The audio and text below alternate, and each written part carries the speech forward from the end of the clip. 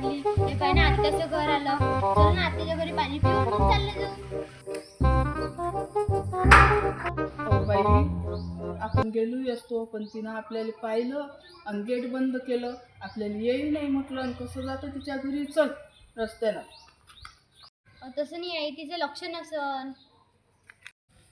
तसं नाही ने, तुझे बाबा होते तर आपल्या घरी किती लोक येत होते आणि बाबा गेल्यानंतर आपल्यावर किती संकट आले.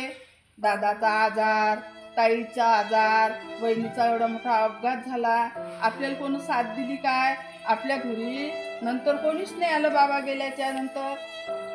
आणि आता तर आपली चांगली परिस्थिती आहे ना, तरी पण तिनं असं डोकावून पाहिलं आणि गेट बंद केलं. मग आता आपली चांगली परिस्थिती असल्यावर कशाला तिच्या घरी जायचं आता? पाय नाही, ज्या घरात आपल्याला किंमत नाही ना त्या घरात जाण्यात काय फायदा आपल्याला. चल आपल्या घरी जाऊ आपण. होय, बरोबर आहे तुझं.